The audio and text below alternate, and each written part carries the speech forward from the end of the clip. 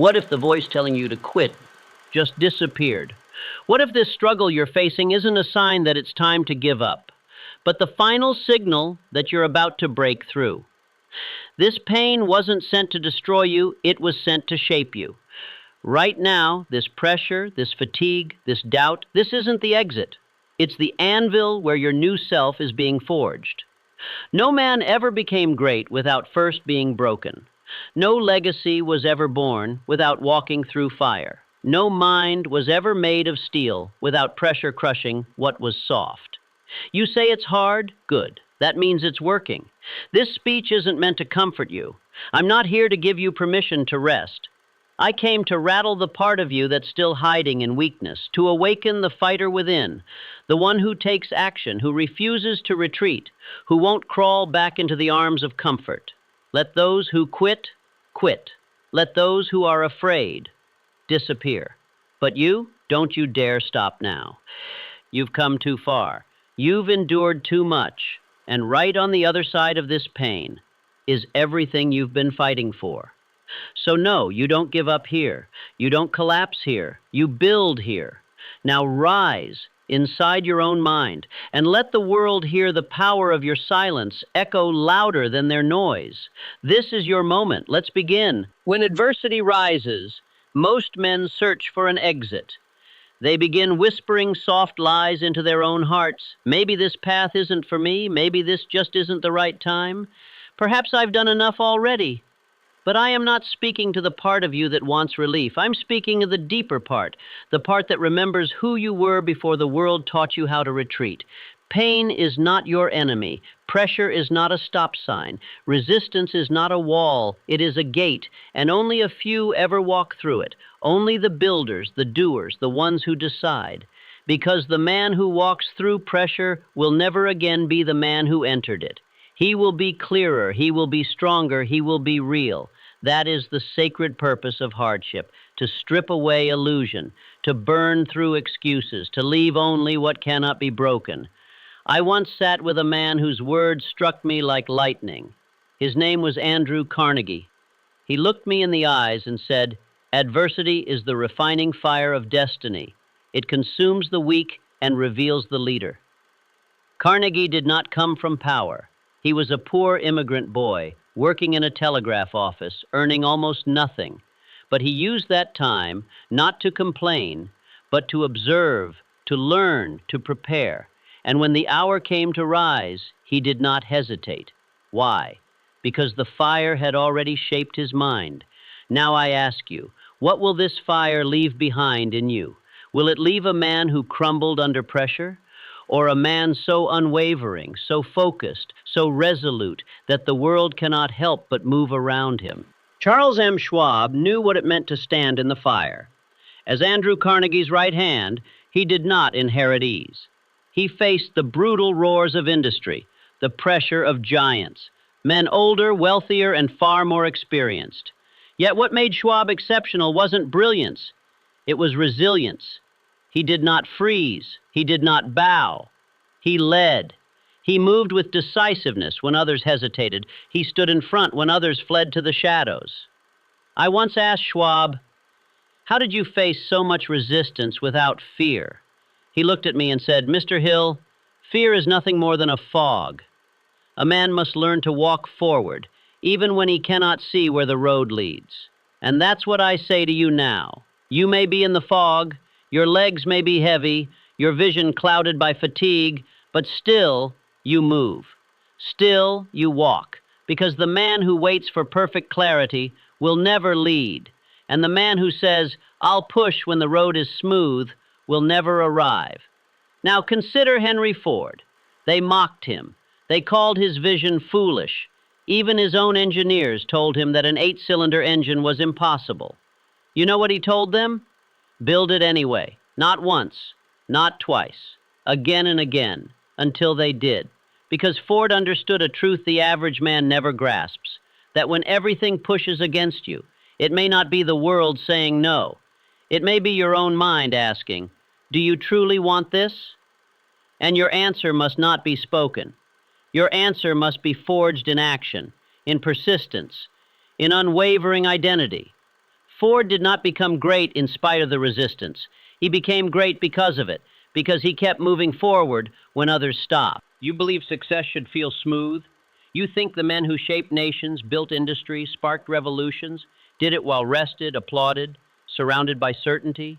No. They did it tired. They did it alone. They did it while being doubted by others and by themselves. But they moved forward anyway. Why? Because they had made a decision. And once that decision was made, they never cracked the door to retreat. So if today you feel tired, good. It means you're in the arena. If today you feel uncertain, good.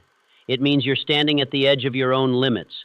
If pressure is mounting, good. It means you're doing something meaningful. But hear me well. I will not let you quit. Not because quitting is weak, but because quitting now would betray everything you've become.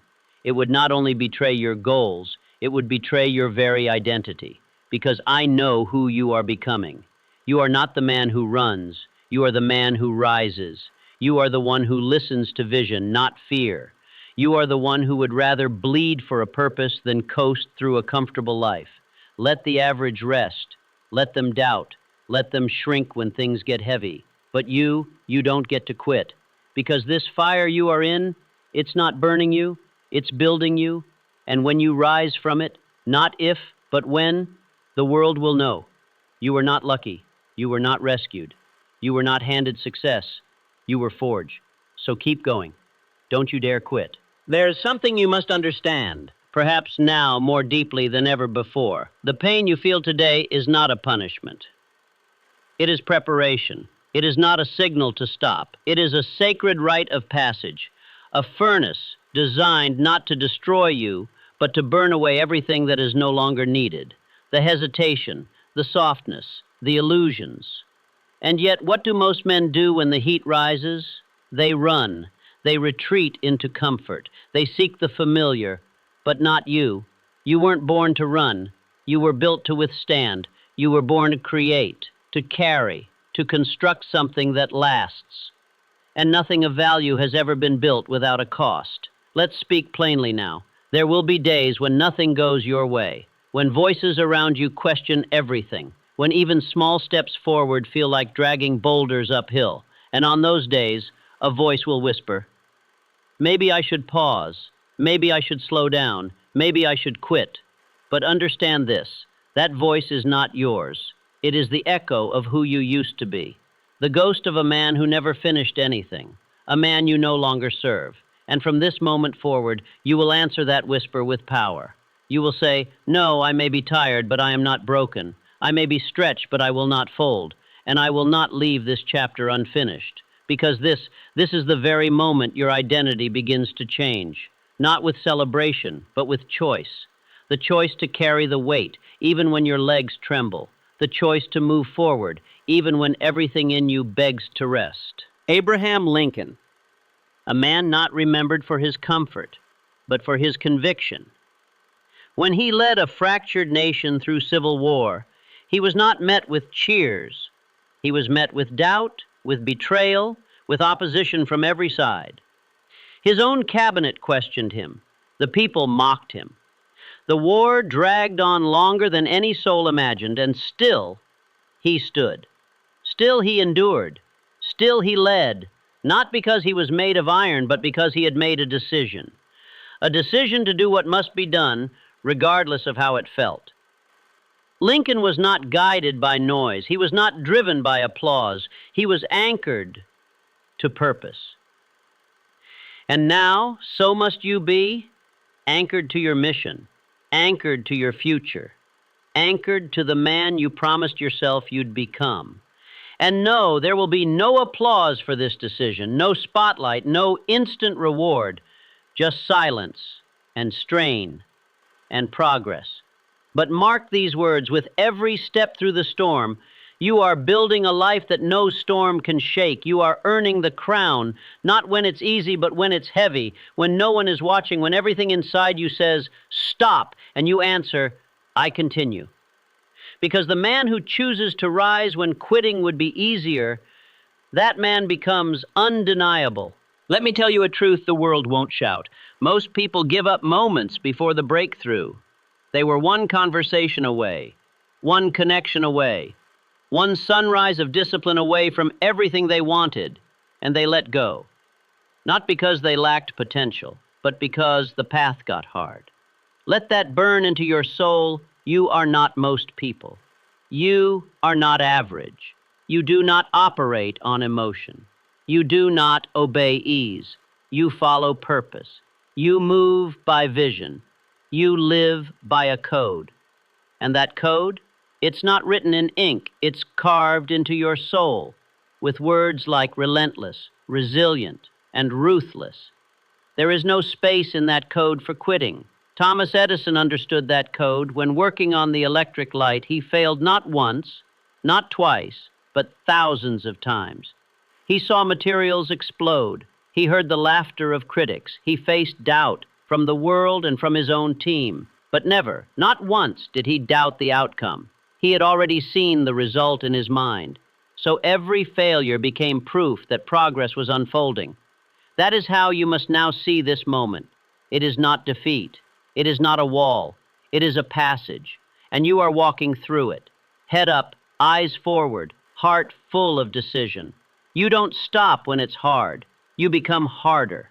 You don't retreat from resistance. You rise through it. You don't ask, will I make it? You declare, watch me build this until there's no doubt left. And if no one claps, you still go. If no one sees the work, you still go. If no one believes, you believe. You execute. You finish. Because the fire you're walking through now is temporary. But the strength it leaves in you, that is forever. Keep moving. Don't you dare stop now. There will come a day, a quiet, sacred day, when all this pressure, this fatigue, this silence will make sense. A day when the weight you carried becomes the armor you wear. When the darkness you endured becomes the light others follow. When the hours no one saw become the foundation no one can shake. But that day only comes to the one who does not lie down. It does not come to the clever. It does not come to the privileged. It comes to the one who refused to stop when no reward was visible, who built when no one watched, who said not how long will this take, but as long as it takes. Let me speak again of a man I studied more than any other, Andrew Carnegie. He arrived in America with nothing, a poor immigrant child, armed only with hunger, for knowledge, for progress, for greatness. He began as a messenger boy, underpaid and overlooked. And yet, he rose, not by luck, by labor, by showing up with more than was expected, by taking each job as preparation, each obstacle as training. No applause, no comfort, just vision and sacrifice. And that vision built an empire of steel. But more than the empire Carnegie built, what mattered most was the message he left behind. That greatness isn't born, it is forged. And it is forged in silence, in sweat, in decisions made when no one's looking, in the moments when giving up would feel easier, but you don't. That same blood runs through you. That same fire lives in your mind. You were not placed here just to survive. You were born to build, to lead, to shape the future. And the only way to answer that call is to keep moving, especially when your legs begin to shake. Because this is where most men give up. They confuse pressure for punishment. They confuse discomfort with error. They think, if it's hard, it must be wrong. But nothing could be further from the truth. Hard means you stepped outside the shell of who you were. Hard means the old self is behind you. Hard means you are halfway up the mountain, and the summit is closer than it seems. Let me remind you again of Charles M. Schwab. He began as a simple clerk. Yet he rose to become the president of U.S. Steel under Carnegie himself, not because he was the most brilliant man in the room, but because when others waited, he moved. When others hesitated, he built. When the noise got loud, he led. That is what makes a man irreplaceable, not how polished he is, not how perfect his plan appears, but how he holds the weight without breaking. And you, yes, you, will become that man if you refuse to let pressure become your excuse. Let me say this to you now with absolute certainty. This storm will pass. This chapter will close. This weight will eventually lift. But when it does, The real question will not be how long it lasted. The real question will be, who did you become because of it? Did you fold? Did you freeze? Did you wait for better days? Or did you rise? Did you decide, right then and there, that this pain would be the very thing that made you unshakable? Say this with me. Say it like you mean it. I do not shrink under pressure. I am shaped by it. I do not run from pain. I rise through it. When the going gets hard, I go harder. These are not just words. They are weapons, and you must use them. Use them in the morning when the weight returns. Use them at night when the doubt begins to creep in.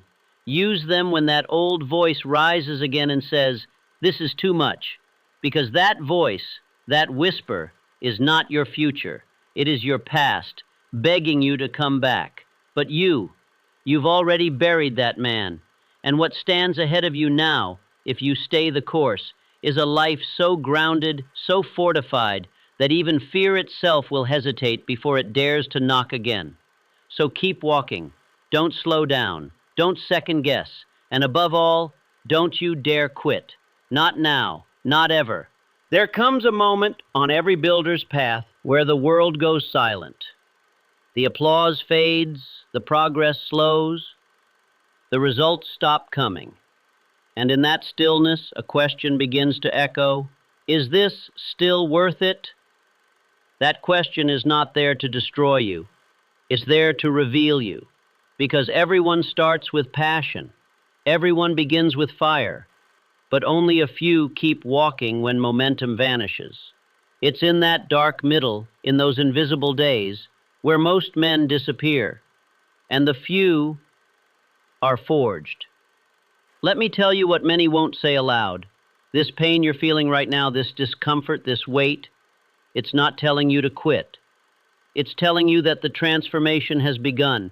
You are no longer the man who simply starts things. You are becoming the man who finishes them. Not the man who plans, but the man who executes, even when resistance roars. Let me remind you of Edison. When he was deep in the creation of the electric light, he had already failed over 5,000 times. He had no more funding. The media mocked him. Even his own team doubted the mission. But Edison didn't back down, because he had already decided. He didn't need to see success. He had chosen it. And that's what men of destiny do. They commit so completely that reality eventually conforms. And I say this to you now. You must do the same. Stop asking, is this the right path? Just because it hurts. Of course it hurts. The right path always does. Yes, the right path hurts because it cuts away the weakness. It exposes the doubt. It drags every excuse you've ever used into the light and dares you to keep moving anyway. Henry Ford was not celebrated when he set out to build a car for the common man. They laughed at him. They attacked him. Even his most trusted engineers told him his dream was impossible. But Ford didn't ask for their belief. He didn't wait for approval. He didn't need reassurance. He already saw the assembly line in his mind. He already felt the product in people's hands. So when they told him it can't be done, he answered with only 3 words, "Build it anyway." That is power, that is clarity, and that is the standard you must hold yourself to. Because this moment you're in, this pressure, this uncertainty, this internal storm, it is not a barrier. It is the doorway to everything you said you wanted. But most men, they don't walk through it. They back away. They tell themselves it's not the right time. Maybe I'm not ready. Maybe it's not meant for me. No, it is meant for you. But only if you're willing to finish what you started. Dreams don't belong to the man who merely plans them. They belong to the one who's willing to suffer for them, to build when it's boring, to walk when the storm is screaming at him to stop. Charles M. Schwab once told me, "Mr. Hill, most men quit when they're 10 feet from the gold." And I saw it over and over again. Men who were just one decision away, one courageous step, one moment of resolve, one act of persistence from their breakthrough, they turned back, not because they weren't capable, but because they lacked one thing, endurance. So now I say to you, endure. Endure the silence. Endure the pressure. Endure the long, invisible hours when no one sees you, no one claps, no one calls, because only those who continue when it's hard are worthy of the reward when it arrives. Say this with me, say it with fire. I do not pause when it gets hard, I lean in. I do not seek escape, I seek mastery. Pain is not my reason to stop, it is the proof I am being rebuilt. Let those words settle in your chest. Let them become your anchor when the road goes cold. Let them form your rhythm, a rhythm that fear cannot interrupt. Because the man who keeps walking when the light is gone, when the applause has died, when belief has vanished, he doesn't just survive the storm, he becomes the storm.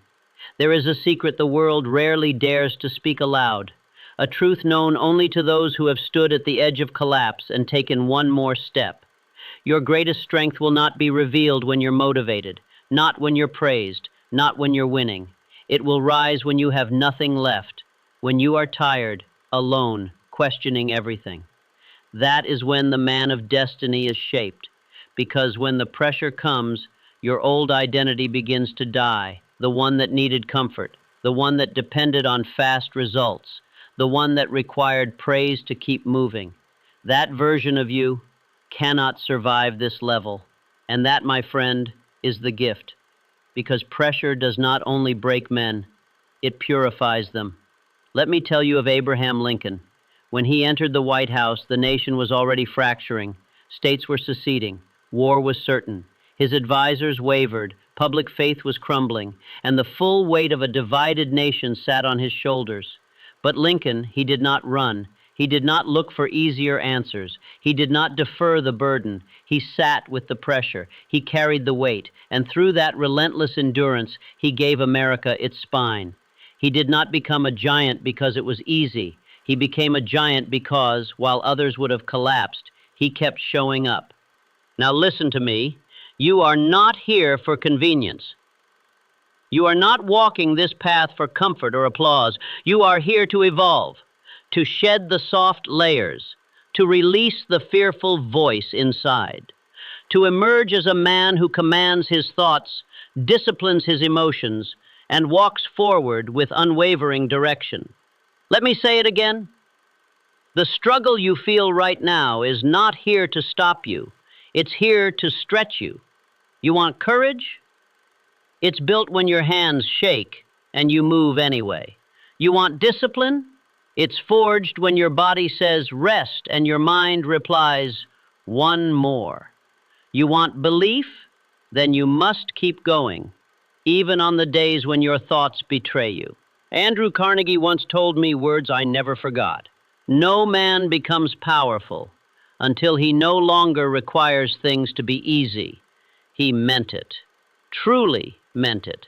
He didn't rise by chasing the path of least resistance. He chose the path that demanded everything because he knew it was only there that his greatness would be revealed.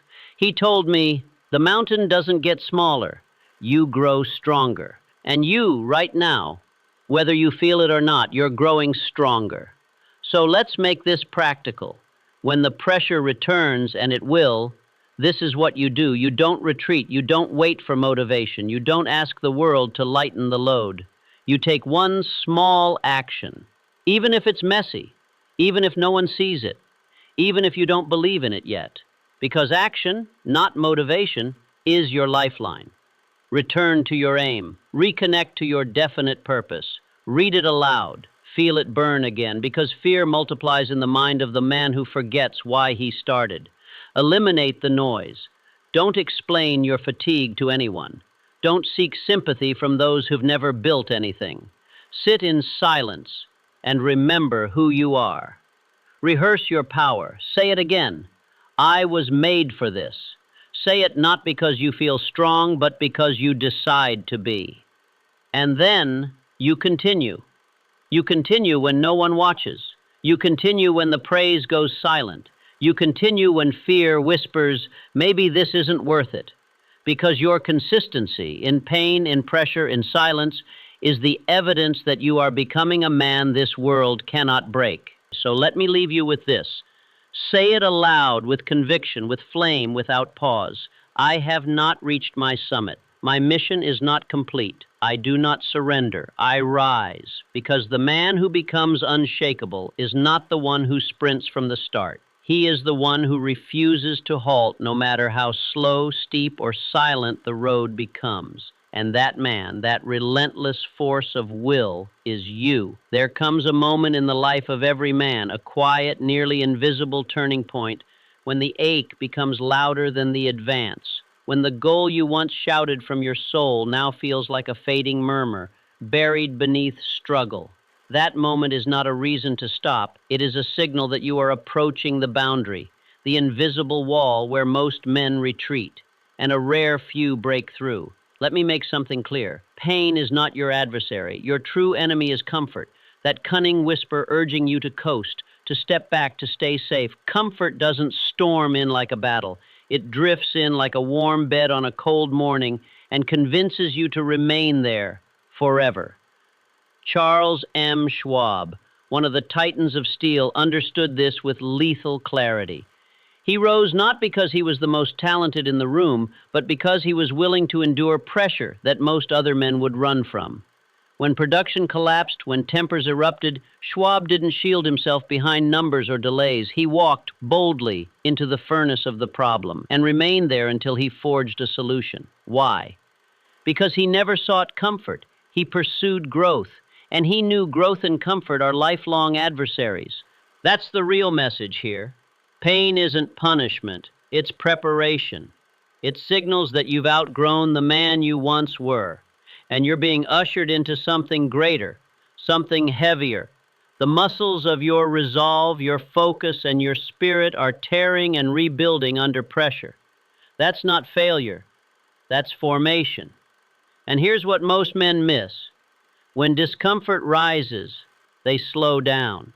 They find reasons to stop. They whisper to themselves, maybe this isn't meant to be. But the rare ones, the ones who rise, they treat pain as evidence that change has begun. Let's talk about Edison. Thomas Edison wasn't born a genius. He wasn't the most gifted thinker of his era. But he held something uncommon, endurance for discomfort. He failed over 10,000 times trying to invent the light bulb. Let that number sink in. Not 10, not 100, 10,000. Imagine that weight, the public doubt, the financial strain, the emotional toll, the endless internal battle. And still, he moved forward. When asked why he didn't quit, he responded with something the fragile-minded couldn't grasp. I haven't failed. I've just found 10,000 ways that won't work. Pause.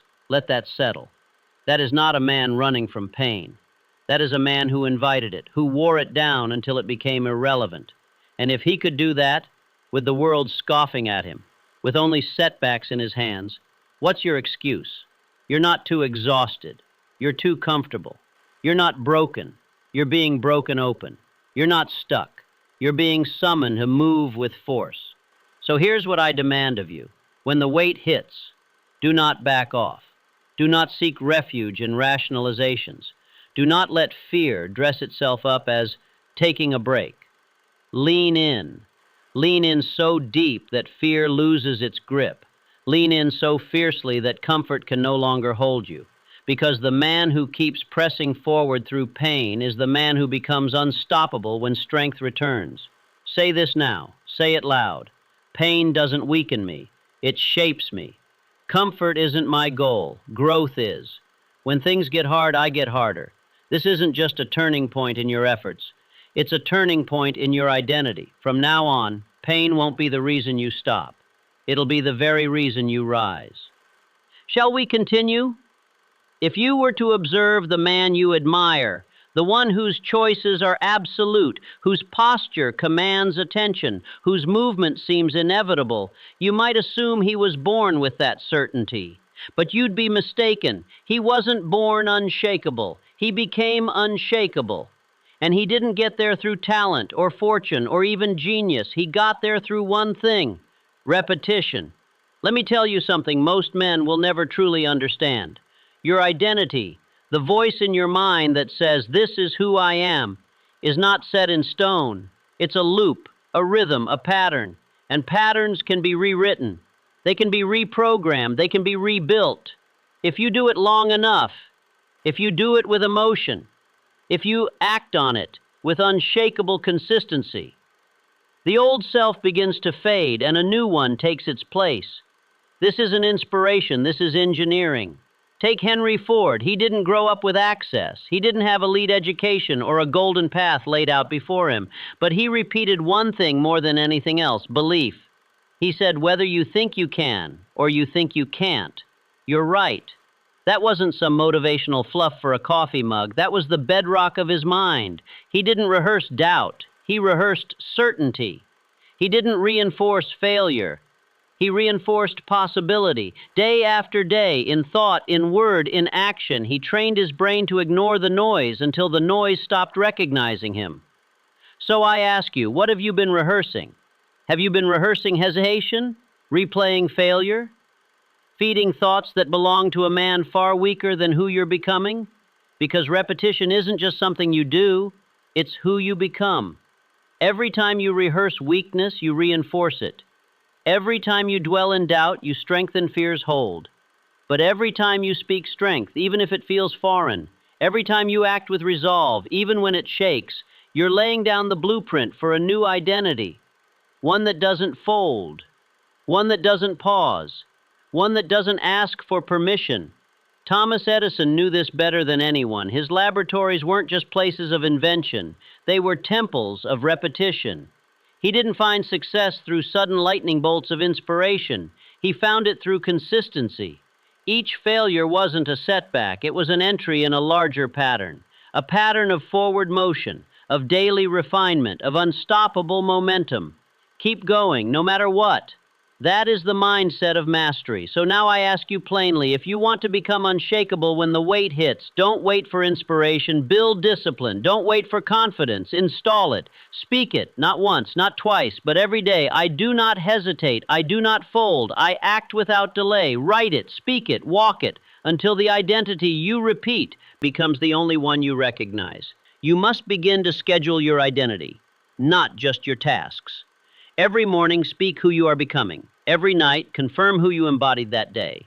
And in between, act like it's already done. This is how men become bulletproof. Not by chance, not by motivation, by repetition. You don't become fearless by accident. You become fearless by choice. Repeat it until it becomes your nature. So I'll ask you again, who are you rehearsing? The former you, the one who doubts, who delays, who drifts, or the man who moves with precision, speaks with conviction, and refuses to retreat? Choose, and then repeat it, relentlessly. Say it now with fire. Every day I rehearse strength. Every day I install discipline.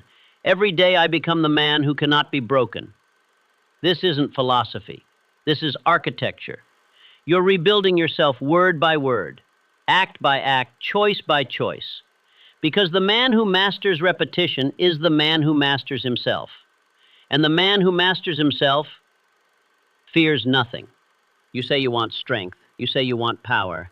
You say you want to become the man who can't be shaken. But let me ask you, what do you do when the pressure arrives? Because every man speaks of greatness until the weight shows up, until resistance puts its hand on your chest and asks, do you really want this? Pressure is not the enemy. It is the revelation. It exposes what was hidden. It asks, what are you really made of? When a blade is forged, it must pass through fire. When a man is forged, he must pass through pressure. Greatness is not shaped in peace. It is carved in conflict. It is built not in applause, but in silence. Not when things are smooth, but when every cell in your body screams, quit. And still, you answer, no. Thomas Edison understood this better than most. The man failed over 10,000 times before success finally lit up a single filament. Do you think those failures were quiet? Do you think they came without pain, without voices, public and private, whispering, enough already?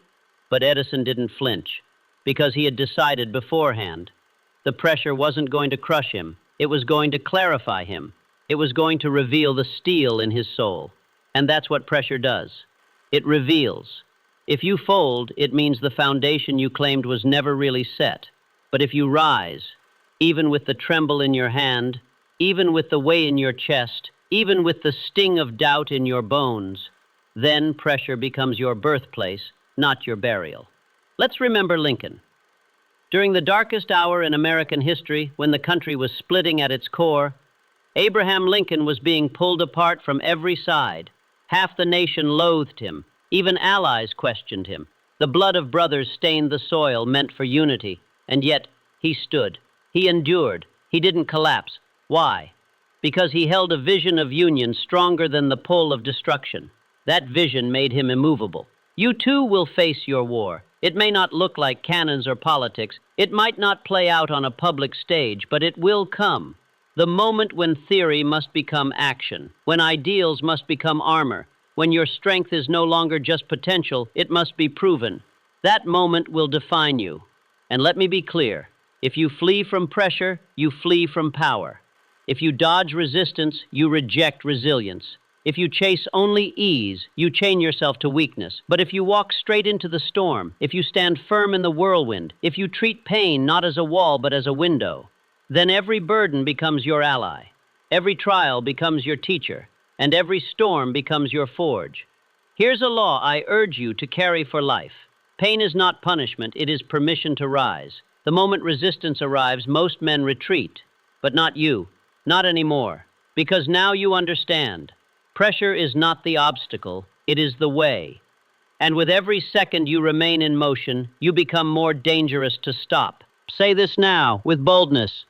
Pressure doesn't break me, it proves me. Resistance isn't the end, it's the ignition.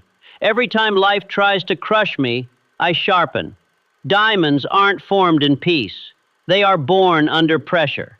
And the only question is, will you remain long enough to emerge on the other side, unshaken, unbroken, untouchable? Repeat that. Repeat it until it's in your spine, because the man who trains under pressure is the man no force can defeat. There is a truth every man must confront, sooner or later, and most wait far too long to face it. You cannot reach the summit with one hand, gripping the escape rope. You cannot conquer your mission while keeping a door open to retreat. If you truly want to win, you must remove the option to lose, not out in the world, but inside your own mind. Burn the bridge, because the man who leaves a way out never walks all the way in. His focus is split, his energy diluted, his soul divided, and fear? Fear thrives wherever options are left open. Options to delay, options to retreat, options to play it safe. But the man who truly decides, who closes every door behind him, he doesn't entertain a plan B. He doesn't rehearse his fallback. He walks into the fire and says, there's no going back. I either rise or rise. That's not poetry. It's strategy. Andrew Carnegie taught me this with ruthless clarity. He said, the man who aims for greatness must first destroy every excuse that lets him stay small. And he lived by that rule. When he made the decision to rise from poverty and dominate the industrial world, he didn't hedge his bets. He didn't keep a back door open to safety. He moved like his life depended on it, because it did. Carnegie didn't pursue wealth. He pursued unwavering commitment to a singular purpose. And that commitment transformed every barrier into a stepping stone. Henry Ford, same path. When faced with financial collapse, humiliation in the press, and aggressive competitors, he didn't shop around for new ventures. He didn't ask, what if this doesn't work? He declared, it will work, because I won't give it the option to fail. That's what burning the bridge looks like. It's not about recklessness, it's about finality. Because as long as a way back exists, your subconscious will seek it. The moment the pressure rises, the primitive brain starts scanning for exits. And if you've left even a crack open, doubt will flood through. But when you say, there is no return, I've decided, and back it up with action, repetition, and resolve, your subconscious gets the message. We have no option but to win. Let me tell you plainly, you cannot carry your future while dragging the excuses of your past. You cannot become the man you were meant to be while clutching the habits of the man you used to be. So ask yourself, what bridges must you burn? What exits must you seal? What version of yourself must you bury so a stronger one can rise? This isn't about emotion. This is about decision, about standing before your own mind and declaring, I do not flirt with failure, I do not bargain with doubt, I move forward, and I do not look back. Let those words become your firewall. Let them become the bedrock beneath your identity. You don't need more motivation. You need more finality. You need to burn the bridge that once allowed fear to survive and walk into your future with nothing but flames behind you. Because the man who leaves no way back always finds a way forward, and he always does. There is a lie, a subtle, dangerous lie that has stopped more men than failure ever could. It's the myth of perfect timing, the belief that someday when everything aligns, when the pressure lifts, when the money's right, when the confidence shows up, then you'll act. Let me strip that illusion bare. There is no perfect time. There is only now, and not now. Every other category? Fiction. The man who waits for the ideal moment is the man who dies with his greatness still trapped in his chest. Thomas Edison didn't wait for the stars to align. He didn't wait for approval or comfort or the right circumstances. He acted. He failed more than most men even try, but those failures were made in motion, not in hesitation. And that's the reason he succeeded. Understand this with full clarity. Motion breeds momentum. Hesitation breeds hesitation. Every time you delay, your subconscious hears it, and it says, this must be unsafe. We're not ready. Let's freeze. So it wires in fear. It hardens hesitation into habit, and the idea that once set your soul on fire now terrifies you, not because it's impossible, but because you paused. Let me tell you what Henry Ford understood better than any man of his generation. Speed matters. Not speed in results, but speed in decision, speed in execution. Ford once said, you can't build a reputation on what you're going to do. He didn't become a titan of industry by waiting for green lights. He didn't build greatness by waiting for applause. He moved, and the world adjusted. The most lethal habit a man can form is hesitation, because it wears the mask of logic. It pretends to be wisdom. It dresses up as responsibility. But make no mistake, it is fear, in disguise, in a suit and tie, and it kills more dreams than any failure ever could. You must kill this belief, right now. The belief that tomorrow will be better. The belief that someday you'll feel ready. Someday is where ambition goes to die. No man ever stood at the summit of his calling and said, I waited until everything felt perfect. He says, I acted when it was hard. I moved when I felt unready. I trusted my decision more than my doubt.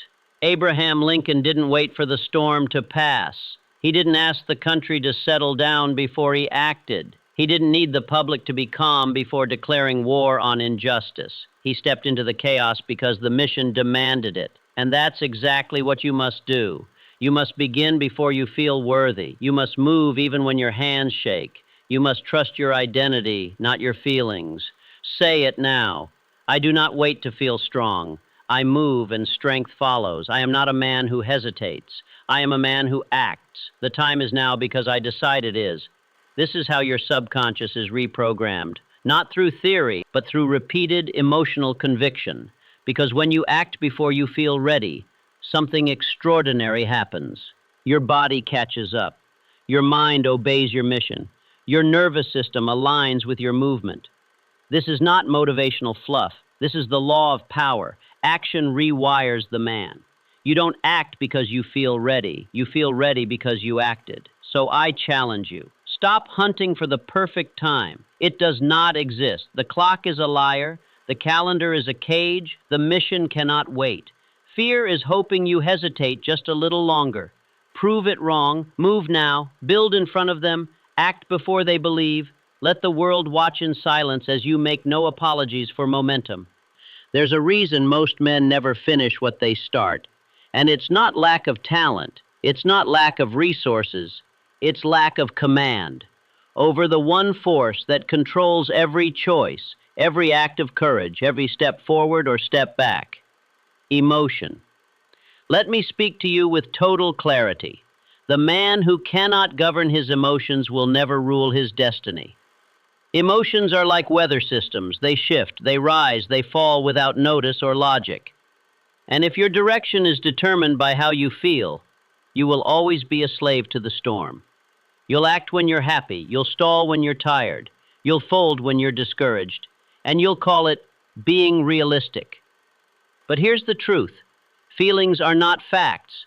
They are impulses, suggestions, temporary guests knocking on the door of your mind. But most men treat those whispers like commandments. They obey every swing of mood as if emotion equals truth. It doesn't. Emotion reacts. Purpose initiates. Andrew Carnegie once told me, the man who learns to rule himself will soon lead many. He wasn't talking about dominance, he was talking about presence, about being the man who stands strong while others collapse. That kind of power begins with one ability, emotional mastery. So let me ask you plainly, how many times have you betrayed your future because of a passing feeling? How many times have you let fear, fatigue, doubt, or anger steal your momentum? How many times have you looked at the path and said, not today, not like this. I'll get back on track tomorrow. But tomorrow doesn't build legacy. Today does. Every time you let emotion override your identity, you weaken your edge. You tell your subconscious that how you feel matters more than who you are becoming. And soon that becomes your pattern. But the man who rules himself, he acts despite how he feels. He does not deny emotion. He simply refuses to kneel to it. That's the difference between the builder and the dreamer. Let me give you a real example. Edison had every reason to quit. 10,000 failed attempts, mockery from the press, crushing expectations, exhaustion, pressure from all sides. But he didn't allow frustration or fatigue to call the shots. He acted anyway, and in doing so, he conditioned his nervous system, his subconscious, and his very soul to follow principle, not emotion. When asked how he handled relentless failure, he said, "I haven't failed. I've found 10,000 ways that don't work." That wasn't just a clever line. It was the declaration of a man who refused to give feelings the final word. Now let me speak directly to you.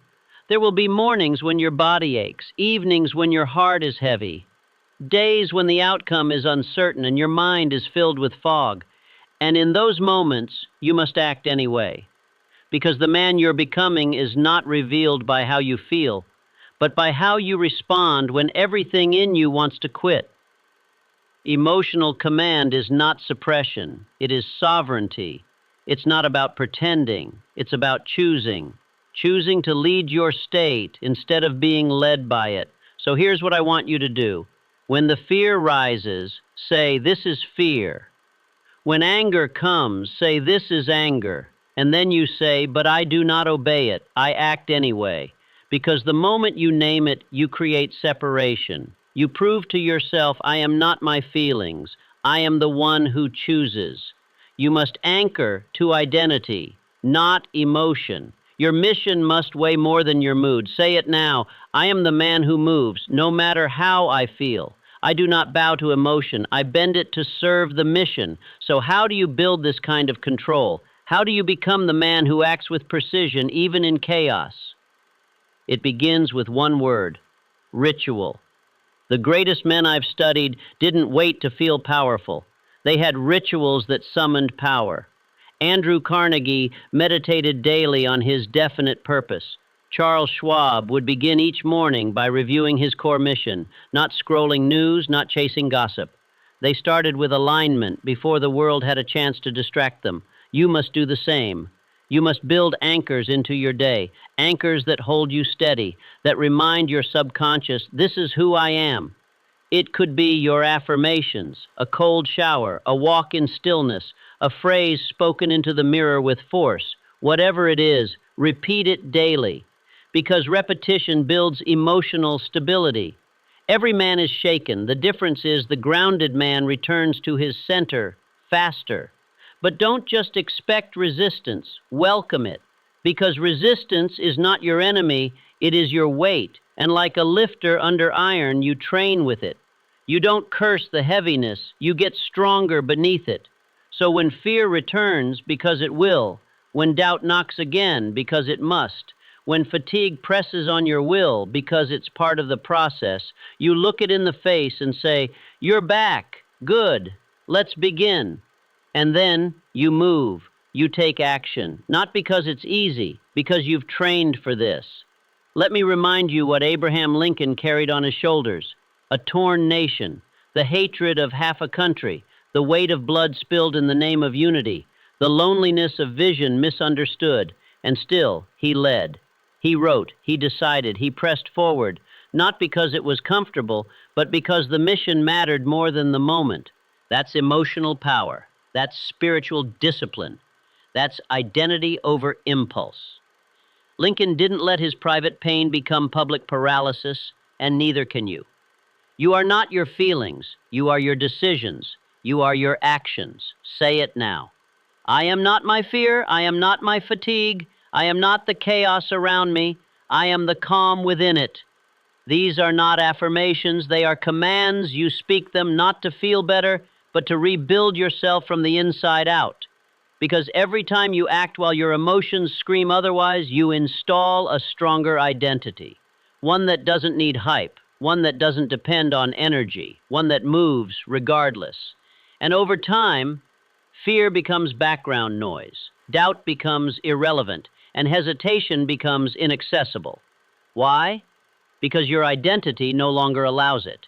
That is the fruit of true emotional mastery. You don't wait for peace, you bring it. You don't hope for strength, you install it. And when the world gets loud, you move in silence. This is what it means to become the man others look to when everything falls apart. The one who leads not because he says so, but because his presence proves it.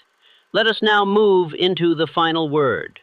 Not to end this message, but to begin again, with more certainty, more fire, more force than you've ever known. Because this isn't a conclusion, it's a rebirth. And hear this, that rebirth does not happen in a flash, it happens in a rhythm. In repetition, in the relentless return to who you choose to become. You don't listen to this once and change, you return to it, daily, deliberately, until the man who used to hesitate is gone, until the voice that whispered fear is silent, until the old identity no longer survives in your system. The transformation you're after.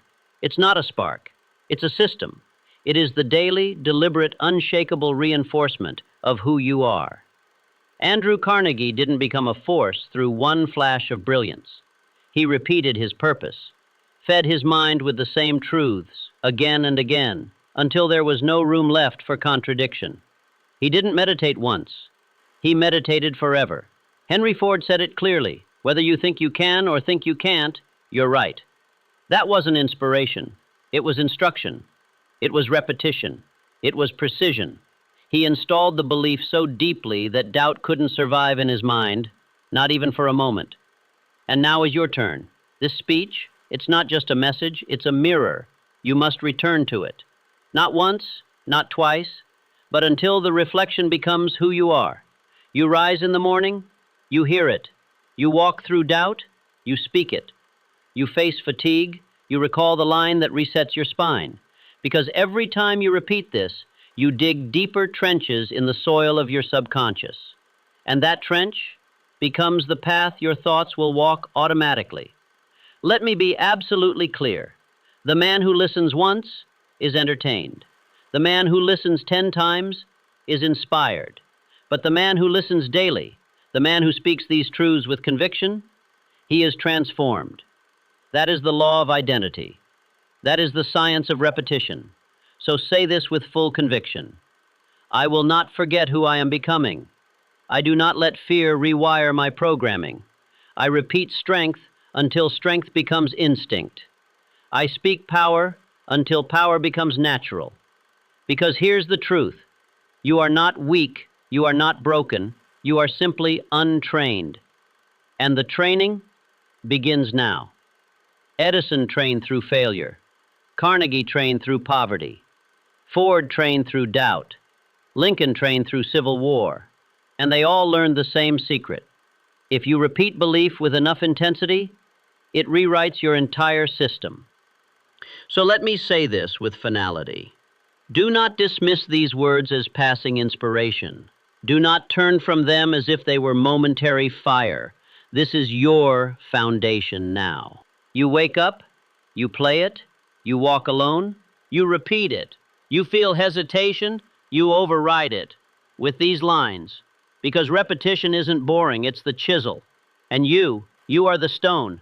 If you want to be forged, if you want to be unshakable, you must hammer these truths into your spirit daily. This is the final word, but it's not the end. It's the beginning of a new rhythm. One that doesn't rely on willpower. One that doesn't chase motivation. One that beats from your core like a war drum. Because repetition is not a suggestion. It's your weapon. Repeat it until the man who once feared the world no longer exists. Until the version of you who needed reasons can't be found. Until discipline is no longer effort, but instinct. You want to know who becomes great? The one who returns. Not once, not twice, but every day. The one who repeats his identity until the world no longer doubts him, because he no longer doubts himself. Say this now, not like you're practicing. Say it like it's being installed into your nervous system. I do not need to feel ready. I repeat readiness. I do not search for strength. I declare it. I do not visit this truth. I live it daily. Let those words etch themselves into the walls of your mind. Because when the pressure returns, and it will, you will not fold. You will not flinch. You will not beg for comfort. You will stand, not because it feels good, but because you have trained for this. You will not say, I don't know what to do, because you'll hear this rhythm echo inside you, this fire, this command, this standard, and you will move. Because repetition built you for this. So here's your instruction. Repeat until doubt can't say your name. Repeat until hesitation can't find your posture. Repeat until your voice carries the weight of identity, not effort. Repeat until movement becomes your language, and power becomes your default. And when life hits you the hardest, when chaos screams louder than reason, you will not collapse. You will not cry out for rescue. You will not crawl back to the past. You will rise, not because of adrenaline, but because of who you've become. This is not about hype. This is not about feeling good. This is about who you are now, and who you are now was forged in the fire of repetition. So say it one final time, with fire in your lungs, with steel in your spine, with silence all around you and thunder inside. I do not wait. I do not fear. I do not fold. I repeat strength. I repeat identity. I repeat until I become unbreakable. And now, return to the start and begin again.